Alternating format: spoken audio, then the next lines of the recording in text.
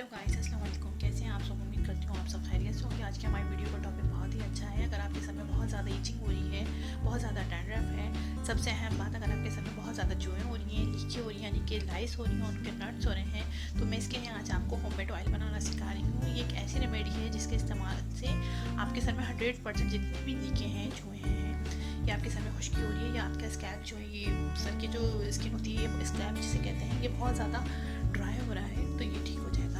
तो इसके लिए आपको चाहिए कोकोनट ऑयल 250 ml, यानी कि एक कोकोनट ऑयल चाहिए। इसके साथ आपको चाहिए नीम के पत्ते। 1 कप नीम के पत्ते ले लें, उन्हें धो लीजिएगा अच्छी तरीके से पहले। और इसके साथ आपको चाहिए तुलसी, फ्रेश तुलसी 1 कप। इसे भी आप पहले अच्छी तरह से धो लीजिएगा और नीम के पत्तों को और तुलसी के पत्तों को थोड़ा सा पानी डाल के पेस्ट बना लीजिएगा ऐसे। और इसके साथ आपको चाहिए सबसे अहम चीज़ काफूर। काफूर चाहिए आपको 1 स्पून पाउडर फॉर्म में चाहिए। अगर पाउडर फॉर्म में नहीं मिले तो साबुन मिल रहा हो तो आप उसको किसी चीज़ से पाउडर कर लीजिएगा कुछ के।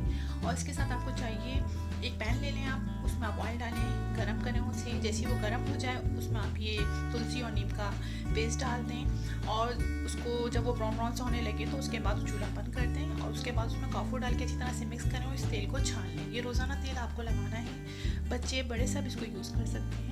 रोज़ाना बालों में लगा के अच्छी तरह से मसाज करें, सो जाएं, सुबह उठ के किसी भी नॉर्मल शैम्पू से जो आप यूज़ करते हैं शैम्पू कर लें। आप देखेंगे कि 1 टाइम यूज़ करने से ही, 1 नाइट यूज़ करने से ही आपके सर में जितनी भी जुएँ हैं, लीकें हैं, वो सब ख़त्म हो जाएंगी। साथ साथ आपके सर में अगर डैंड्रफ है तो वो भी ख़त्म हो जाएगी। आपके हेयर बहुत अच्छे होंगे, हेल्दी होंगे, सिल्की होंगे, शाइनिंग करेंगे।